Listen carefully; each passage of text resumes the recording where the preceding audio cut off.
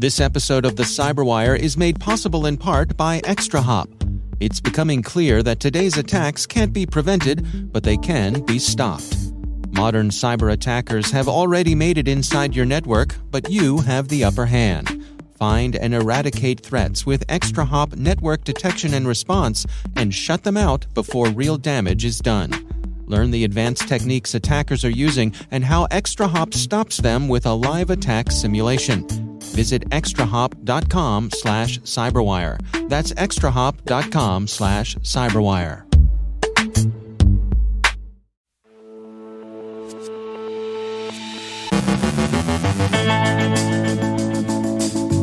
OpenSSL is patched today. The misconfiguration risk to U.S. government network security and compliance.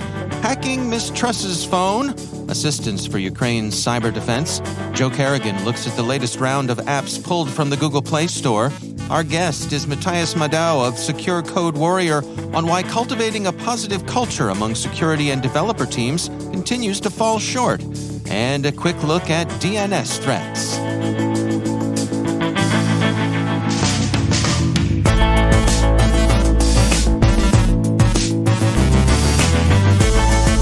From the CyberWire studios at Data Tribe, I'm Dave Bittner with your CyberWire summary for Tuesday, November 1st, 2022.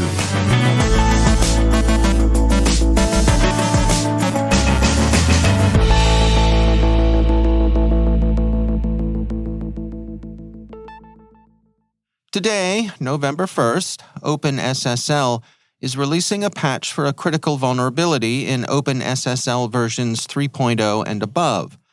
OpenSSL appears widely throughout the software supply chain, and a number of experts are comparing the vulnerability, which is rated critical, to Log4Shell and Heartbleed, both of which affected a wide range of products and their users. While the OpenSSL project hasn't released details about the flaw, Akamai notes that observers are taking it very seriously due to the rarity of a critical flaw in OpenSSL. Akamai sees an analogy with Heartbleed, stating, "This vulnerability has caused concern in the security community because it is unusual for the OpenSSL team to rate a vulnerability as critical. There has only been one in the past, in 2014, Heartbleed. When exploited, Heartbleed led to a memory leak from the server to the client, or the other way around."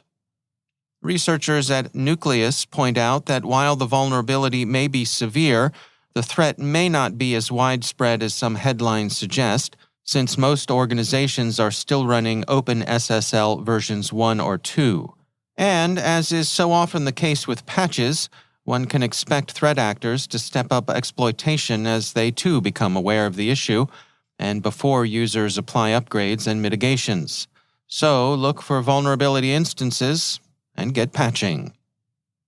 Misconfiguration remains a source of trouble for organizations of all kinds, and the U.S. federal government would seem to be not that different from the rest of us. Titania has released a study on U.S. federal security practices titled "The Impact of Exploitable Misconfigurations on the Security of Agencies' Networks and Current Approaches to Mitigating Risks in the U.S. Federal Government." The research shows that network professionals report that they're meeting their security and compliance requirements, but the data suggests that this self-reporting is optimistic. Federal agencies have a larger number of devices on their network, with over 1,000 on average. 59% of respondents say that they assess the configuration of network devices every year, with 12% doing it on a bi-monthly cycle. 71% report the effectiveness of their network security tools in categorizing and prioritizing compliance risks, which contrasts with the 81% of respondents that reported that the inability to prioritize remediation based on risk is a top issue. Respondents reported an average of 51 misconfigurations in the past year, with 83% reporting at least one critical configuration issue in the past 2 years. Turning to the hybrid war Russia is waging against Ukraine and the cyberespionage that surrounds it, Moscow has dismissed reports that its intelligence services hacked former British Prime Minister Ms Truss's phone while she served as Foreign Secretary in her predecessor's government. Reuters reports that Kremlin spokesman Dmitry Peskov dismissed the incident as Fleet Street sensationalist nonsense. Mr. Peskov said, "Unfortunately, there is a shortage of material in the British media that can be perceived as serious, and we treat such publications as the yellow press." The possibility of Russian cyberespionage isn't, however, being taken lightly in the UK, where, according to The Independent, Tories have joined the opposition MPs in calling for a full investigation of the incident. There are other issues tangential to the possible compromise of Ms Truss's phone by spyware that are also arousing concern over in the UK. They notably include the tendency of office holders to handle official information on personal devices. Suella Braverman, who had been Home Secretary in the Truss government before her resignation 2 weeks ago, admitted to sending a small number of official documents to her personal email, The Telegraph reports. She says the material wasn't sensitive and posed no security risk. The personal is the political, as the New Left used to say, but really it's not a good maxim for cyberspace. Sure, office holder, Mr. and Ms. Government official, you've got your own email and your own stuff at home, and you've maybe got a life outside work too, for all we know. But official business shouldn't wind up commingled with that life. Reserve those personal systems for arranging to test your dog's ancestry with a convenient DNA swab, or for buying tickets to the game, or, well, you get the picture. It's like Vegas. As the Rat Pack might tell you, what goes on in the government network should stay in the government network. The BBC reports that the British government has revealed the extent of cyber assistance it's rendered Ukraine. Aid amounting to some £6 million has been delivered. In the course of discussing the assistance, the government offered a brief appreciation of the state of cyber conflict in Russia's hybrid war. In brief, cyberspace remains heavily contested, even as waves of Russian cyber attacks have not achieved the disruption widely expected at the beginning of the war. Foreign Secretary James Cleverly said, "Together, we will ensure that the Kremlin is defeated in every sphere, on land, in the air, and in cyberspace. The UK's support to Ukraine is not limited to military aid. We are drawing on Britain's world-leading expertise to support Ukraine's cyber defenses." Lindy Cameron, chief executive of GCHQ's National Cybersecurity Center, said, "The threat remains real, and the UK's support package is undoubtedly bolstering Ukraine's defenses further." The SVR, FSB, and GRU have all been active against Ukraine in cyberspace, and of the 3 Russian intelligence agencies, the GRU has been the most active.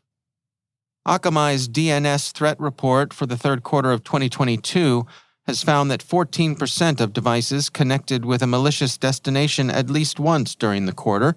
The researchers state, breaking down these potentially compromised devices further, 59% of the devices communicated with malware or ransomware domains, 35% communicated with phishing domains, and 6% communicated with command and control domains. Akamai also notes that phishing campaigns will increase as the holiday season approaches, so this unfortunate trend will in all likelihood see a seasonal upturn.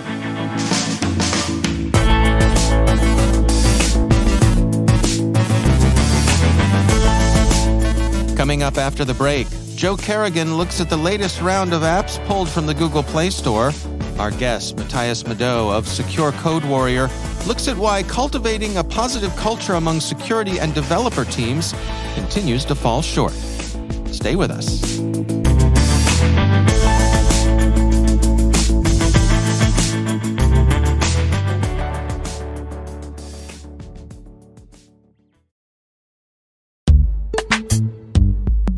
And now, a word from our sponsor, KnowBe4. There's a reason more than half of today's ransomware victims end up paying the ransom. Cybercriminals have become thoughtful, taking time to maximize your organization's potential damage and their payoff. After achieving root access, the bad guys explore your network, reading email, finding data troves, and once they know you, they craft a plan to cause the most panic, pain, and operational disruption. Ransomware has gone nuclear. The folks at KnowBe4 have an on-demand webinar that will get you up to speed on ransomware. In this webinar, you'll find out why data backups, even offline backups, won't save you, why ransomware isn't your real problem, and how your end users can become your best last line of defense. Go to knowbefore.com/ransom to learn more about the webinar. That's knowbe4.com/ransom. And we thank KnowBefore for sponsoring our show. And now, a word from our sponsor, Strata. With multi-cloud, your apps and identities are distributed, making them hard to manage and secure. Strata takes all of your existing identity systems, integrates them into an identity fabric, a universal way for all your IDPs to work together. Never refactor your apps again. Never get locked into your IDP with one-to-one connectors. Identity orchestration helps you solve your biggest IAM problems, even the messy ones you thought were unsolvable. Bring Strata any IAM use case, like modernizing legacy apps to use passwordless authentication, hot switching between IDPs, or enabling identity operation resiliency. Strata's flexible, lightweight, and distributed architecture software is designed to extend the value of your identity infrastructure, no matter the complexity or scale. Share your time on a discovery call, and Strata will send you custom AirPods Pro. The multi-cloud identity wave is here, and you can ride it with Strata. Ready to learn more? Visit strata.io/CyberWire. That's strata.io/CyberWire. And we thank Strata Identity for sponsoring our show.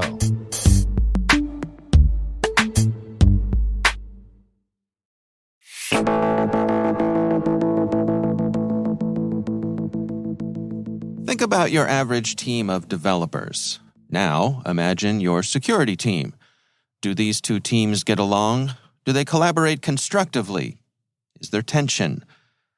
Matias Madou is co-founder and CTO at Secure Code Warrior, and he shares his thoughts on why cultivating a positive culture among security and developer teams continues to fall short. So the highlights of why we're falling short today is really that developers and security are not really talking. It has improved over the last 10 years, but we need to do better. Security really needs to help developers in today's world.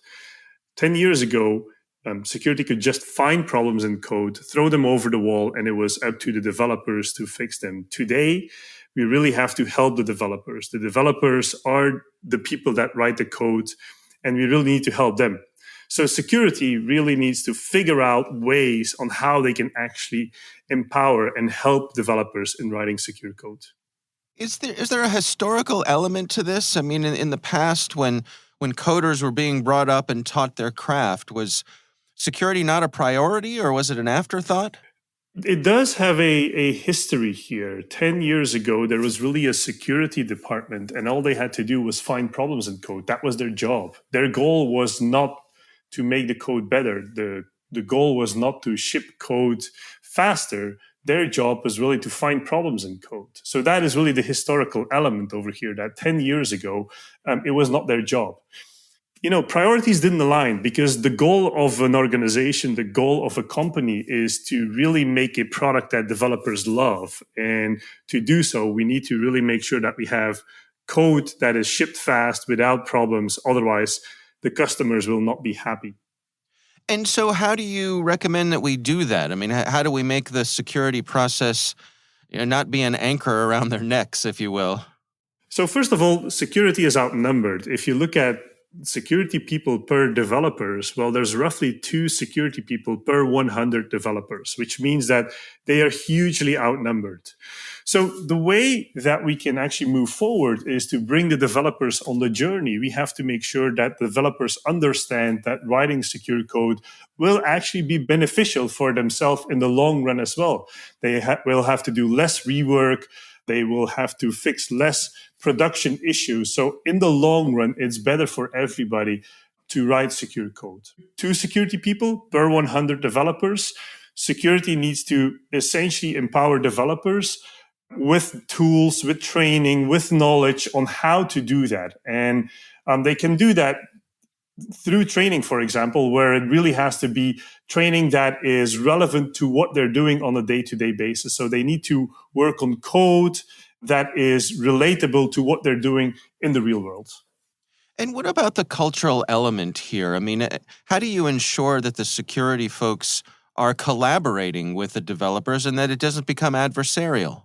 From a cultural perspective, it's actually important that security understands that they're outnumbered and they do not have access to the code. So even if they want to do something, they actually can't. It's the developers that are writing the code. So security has all the benefit to make it work with the developers. How do you recommend that organizations get started with this? I mean, I'm imagining for some companies who've been around for a while, this represents a bit of a shift. Oh, absolutely. And the way to get started is to make it a little bit more fun and engaging. If we talk about training and if we talk about security, well, that's not always sexy, you know. So we want to make sure that developers get into it through some more enjoyable way. And the way we can actually start is by throwing a tournament where developers and security come together, and together they try and resolve problems and they try and fix problems, but in a way that is a little bit gamified, and we can actually throw some prizes in there so that ultimately the developers have a good feeling like, hey, you know what, security can be interesting and it can help the organization. And security, from their perspective, they can collaborate with the developers, and they can be seen as people that can help the developers. I'm curious, in your experience, has there been a recognition of this, or I'm wondering, are new companies, do startups have an advantage here that they don't have some of that legacy thinking, that they can come at this with a fresh approach? Yeah, I really like that. So in general, it is good to take languages and frameworks that are hardened and that contain features and functionality to create secure code from the start. That's a way better approach. So absolutely, if you start with coding, take a framework, take a language that already contains a lot of good security behavior in it. The unfortunate truth is, even if you do that, you quite often rely on open source applications, on the open source libraries, and you do not know who created them, when they were created, and what the security status is of something like that. So newer companies, they definitely have an edge. Unfortunately, there's still a lot of old software laying around, and we're building on top of old stuff. We're building new stuff on top of old stuff, and we never go back and fix the old stuff. So the unfortunate truth is there's plenty of software laying around that maybe was not even intended to be connected over the internet, right? So unfortunately, not everything is developed with security in mind, and we still rely a lot on legacy software. That's Matias Madou from Secure Code Warrior.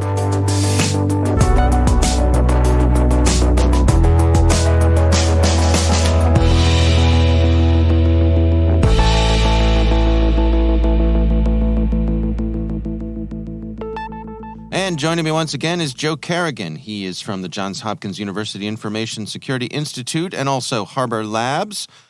Joe, it is great to have you back. Thanks, Dave. It's good to be back. So over on the Hacking Humans podcast, we talk about a lot of scams, and this is one that caught my attention. This is from the folks over at ZDNet, article written by Danny Palmer. And this is about some Android apps with over 20 million downloads that have been pulled from the Google Play Store. What's going on here, Joe? So it's about 15 apps, 15, 20 apps that have been pulled down. And in total, they have 20 million downloads. We'll talk about the most downloaded one in a minute. But what's happening here is that these are ads that have a malware package in them that is adware fraud. So I'm sure everybody who owns a smartphone, this is an Android phone and I'm an Android user. Yeah. You've downloaded an app that has ads based in it, right? Sure.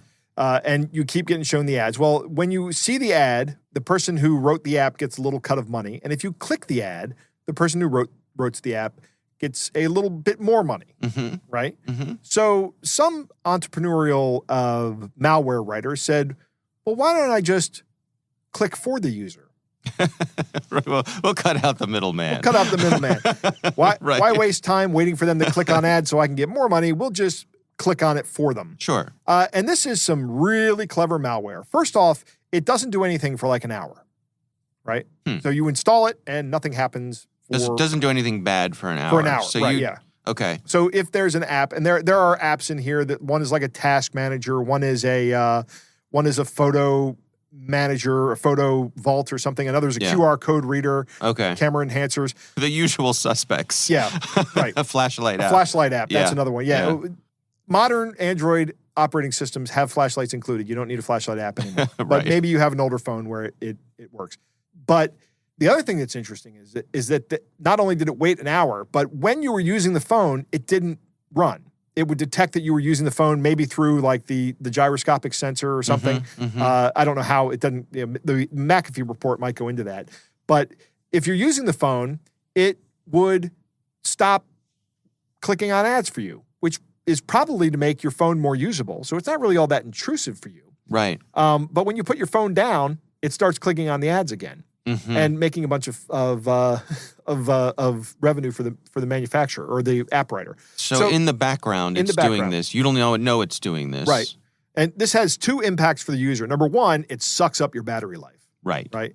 And number two, it uses data. So if you have a data cap and like you go over that data cap and your phone company charges you per gigabit of data that you use, you could wind up paying data usage fees for this app. Right. And one of the apps, in fact, the most downloaded app that I promise we get to, has 5 million downloads and promises to tell you which apps are using the data. So I'm sure it doesn't say that, hey, I'm the biggest offender here. Yeah. It says chef's kiss. Right. Yeah. Touché. Oh, wow. Interesting. It's so you can look at this list of this full list of apps that McAfee has posted and go out and uninstall them. Immediately. They're no longer available in the Google Play Store. Google took them out. I don't know what ad network they were using.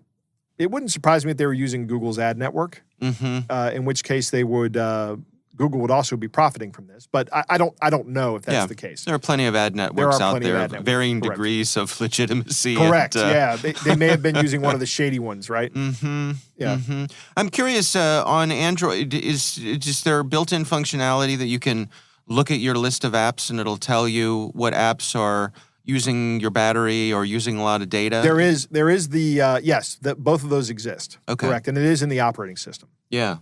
So a good idea to maybe check in on that from time to time and see if your flashlight app is chewing up a lot of both battery and data, that perhaps something is amiss. Yeah, one of the most annoying things, I don't know that this is the same kind of thing, but I used to get push notifications from apps and I wouldn't know where they were coming from. But now Android has has improved to the point where I made the mistake of installing Slice because I ordered pizza once with Slice. Okay. And I love pizza. Anybody that looks at me goes, that guy eats a lot of pizza. But Slice started giving me push notifications, and I went into my permissions and just stopped that from happening. Android has gotten a lot better with that. Yeah. I think they all have. I know certainly on iOS as well. There's been a lot of cracking down on that sort of thing.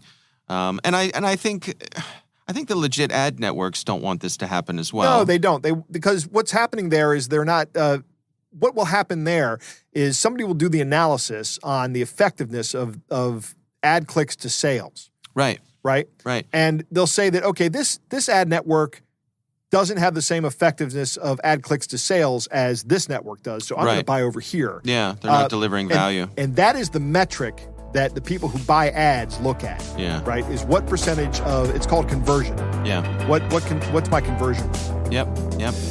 All right. Well, this, again, is from the folks over at ZDNet, article written by Danny Palmer.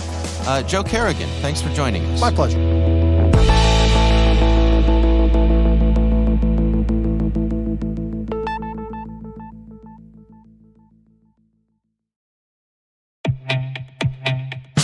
This episode of the CyberWire is made possible in part by Intrusion.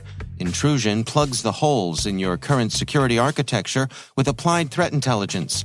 Intrusion uses machine learning and their proprietary database to make real-time block decisions based on 3 decades of internet history, reputation, and behavior for every single connection, in and out. Do you know who your network is talking to? Learn more at intrusion.com.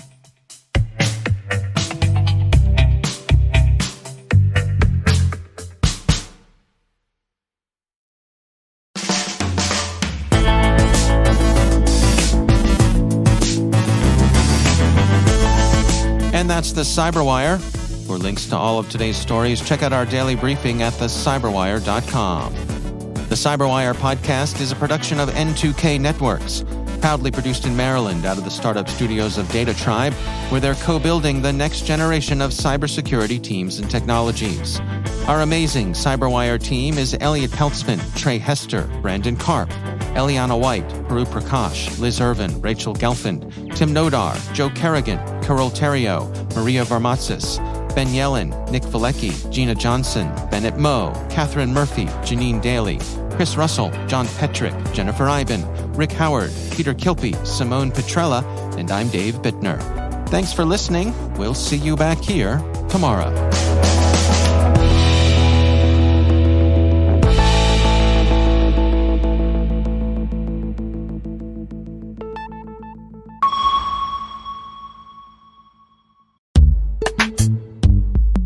And now, a word from our sponsor, Recorded Future. Staying one step ahead of the rapidly evolving threat landscape requires a constant flow of daily intelligence. To stay up to date on everything happening in the world of cybersecurity, join over 50,000 other security professionals who subscribe to the Cyber Daily. With daily email updates on the latest cybersecurity news, top threat actors, exploited vulnerabilities, suspicious IP addresses, and more, the Cyber Daily is the first thing security professionals check every morning. To learn more and subscribe for free, go to recordedfuture.com/cyber-daily. And we thank Recorded Future for sponsoring our show.